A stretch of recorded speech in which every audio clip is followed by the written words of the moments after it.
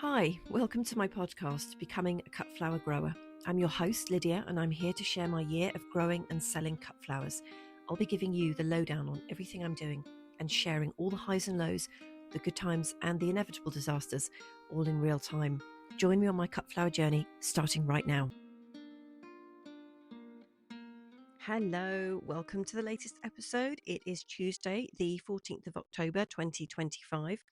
And you will be pleased to hear that I am recording this at home, so the audio quality should be very much better. There won't be 3 different cockerels crowing in the background at different times, and there won't be traffic driving down the road at 80 miles an hour with all the associated chaos about that. So it has been really quite cold today. The nights have definitely been cold. I am not sleeping very well during the nights at the moment, and I was wandering around at 4 o'clock the other day and noticed the thermometer and the temperature said it was 4 degrees outside, which was really not very nice at all. And it's just kind of damp in the morning. It's just got that very autumnal feel about it. People are starting to have bonfires. It's kind of got that smoky effect. But the foliage on the trees is just absolutely stunning. We're going to have one of those years where just the colours are absolutely incredible. But it's very, very murky. I actually need to go and find my SAD or SAD lamp and get that out and sit in front of that if this dreary lack of sunshine goes on any longer. So bed prep has been continuing on the plot. I'm just about to cut down and compost most of the perennials and then add some labels in for the winter period.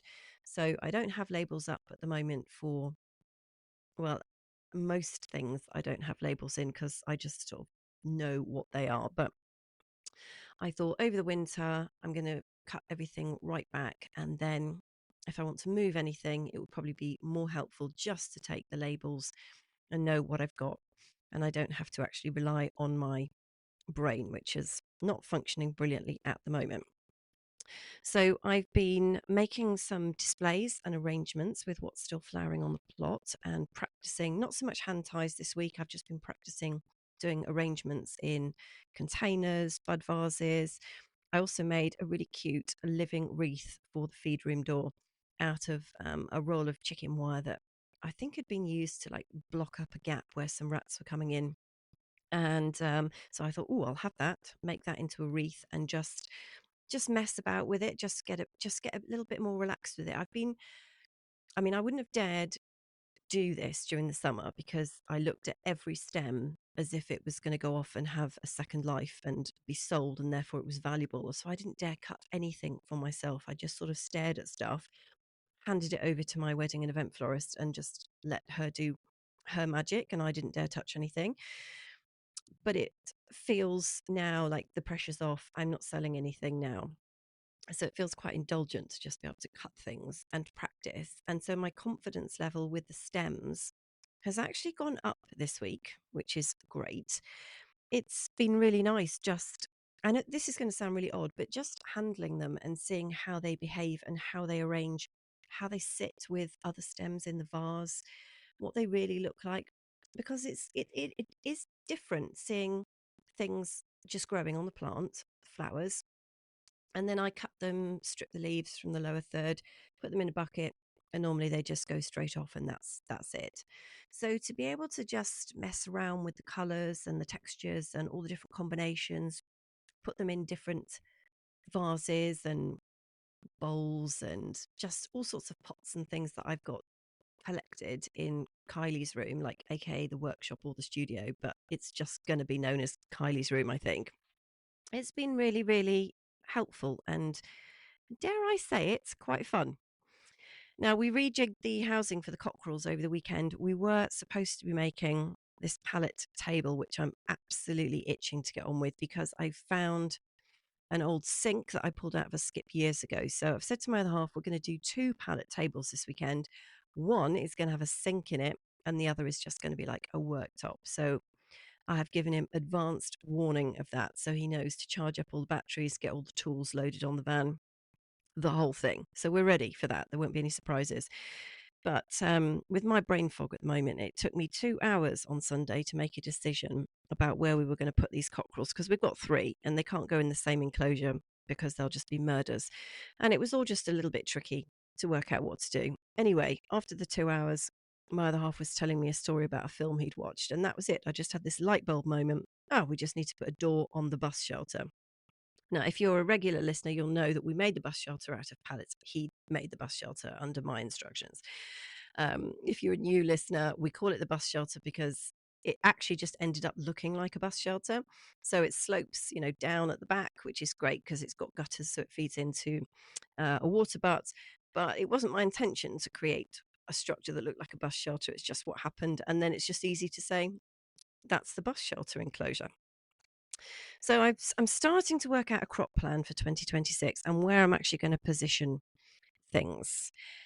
Um, and I need to get on with it and do it. I think I've probably got another few weeks before it starts getting a bit too cold and just I could probably, if I'm lucky with the weather, I could plant stuff up until Christmas. It'll be fine.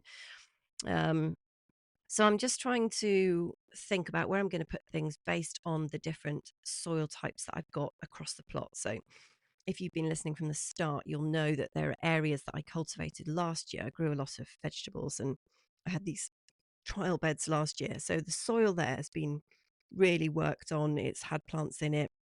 It's really lovely. It's just gorgeous. No depth whatsoever. I've got about 50 centimeters. I don't think I'm ever going to get around that unless I really, really just put loads of organic matter, compost, etc., and build the soil up. But as we move further across the plot, some of the areas only got cultivated this year, so the soil is not as worked, it's not as good. And then the new bit that Nigel lifted the turf for me in the summer, right before the heat wave came, that is really pretty.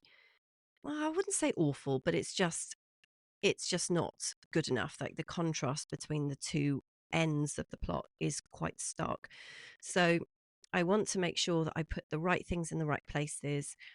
And if you listen regularly, you'll know that I've just ordered loads of little tiny plug plants which are coming, and also roses. Now I know roses like a really rich soil, and I also want the plugs to have a really great start, but I'm also conscious that I don't want to put annuals into like Nigel's area, because I don't know if in 6 months' time the soil will be improved enough to support them.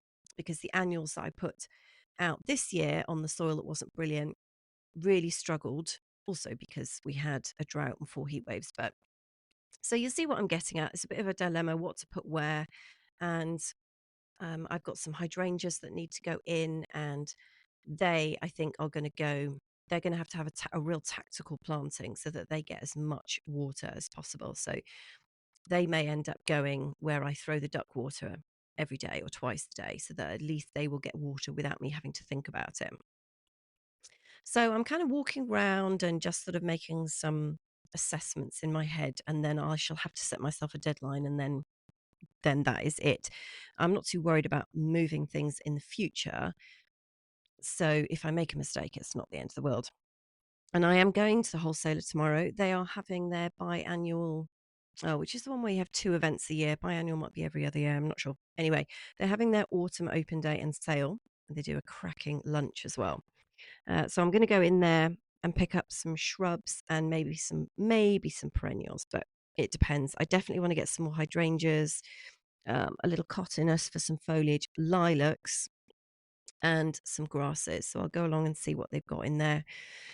Now, I have a number of thank yous to make today, because you have been sending in comments and reviews and sending me messages, and it's been really lovely. So a special thank you out to Dawn and Kimberly, who left reviews of the podcast on Spotify. So these are really helpful. In fact, these are probably more helpful than you know. It helps with, I think, with how the algorithm inside all these platforms shares the show with others. So it's not about monetization. It doesn't help me. I don't make any money. Everything is a fairly catastrophic loss, to be honest. It's more about leaving a review kind of creates an endorsement of the podcast, which other people who might just see it and think, oh, I wonder if that would be for me. If there are reviews, then it really helps them to make a decision about whether they're even going to take a punt and listen to it, because everybody's so busy. Sometimes, well, I have trouble getting through all of the podcasts that I subscribe to, and I've started to listen to some of them at 1.25 speed, which helps me get through all the content. But anyway, the point is the reviews add this kind of layer of validity, which is really helpful. So thank you for taking the time to do that. I really appreciate it. And also, Kimberly sent me some ideas for lighting up at the plot, given that I'm off grid. Brilliant. I absolutely love it. Very, very pretty as well, which is important. Melissa sent me a message about some really helpful resources I could check out. So, some other podcasts and some people who do courses online. So, I did have a look at those. I've watched some of their free kind of taster videos, and that is very helpful. So, thank you. Julia in Tasmania, hello from down under. She shared her current experience with her seedlings at the moment, and I do hope you have a better summer. Spring sounds to have been a bit rubbish. And she also had some very positive words about having an interesting story for customers to engage with, if I end up going down this retail route next year. So thank you for that. And just as I started to record this podcast, I had a message from Lauren, who literally had messaged me just a few minutes ago. So thank you for your kind words about the podcast and good luck with your field. I've had a look at your Instagram very quickly, and your arrangements are incredible. So I am so glad I'm not in your area, because I think you are going to be very tough competition. And I also saw the pressed sweet pea flowers that you had put in a frame, and I'm absolutely gutted I didn't see that this year, because I think that is the most gorgeous way of preserving those flowers. I am literally gutted that I didn't think to do that earlier, because I just think that's absolutely stunning. So I'm definitely going to be doing that next year. So thank you, Lauren, for that. Now, other news for those of you who've been listening over the last few weeks and thinking, gosh, Lydia is literally losing the plot over there. She can't possibly lose anything else. Well, I did. I managed to lose my small hand trowel. So that wasn't good, but I have found it, which is great. I actually had a GP consultation this morning, and I told them that I just need a little bit more assistance because things are clearly going a bit awry. So my medications are going up. I'm changing from patches to a gel, and I'm having some blood tests done. So you might be listening thinking, gosh, this is really weird. Why would she share all of this very personal information with you? But I feel like my cut flower journey is like intrinsically linked to my perimenopause journey, and I want to be open and honest with you, and I want to also get the word out about perimenopause, because it has been for me a challenging period of time, and I don't want anybody listening to feel like they're going through things and it is just them, because I can assure you it is not. We're just not, I think, talking about it enough for a whole variety of reasons. But I just want to reassure you, I am not, well, I may have lost my mind a little bit. I've lost an awful lot of stuff over the last few weeks, and I did feel like the train was slightly coming off the track. So I'm going to go and collect all my new medication tomorrow, splather everything on, and fingers crossed, I will stop losing stuff. Now, finally, this morning I visited a fellow grower, and you know me, I love doing this. I love it, love it, love it, love it. Fabulous lady who's been growing for a few years down the road from me. And she was kind enough to give me coffee and biscuits. Anybody that gives me biscuits is a winner in my book. And we had a walk around her plot, and it was absolutely fascinating to see how she lays everything out, the kind of infrastructure that she'd got in place, what she's growing, and where and why, and where she got it from, and how she's dealt with it, how she sells it. It's absolutely fascinating. She had some really stunning dahlias that she's actually grown from seed that she's collected, and she had some very, very stunning flowers.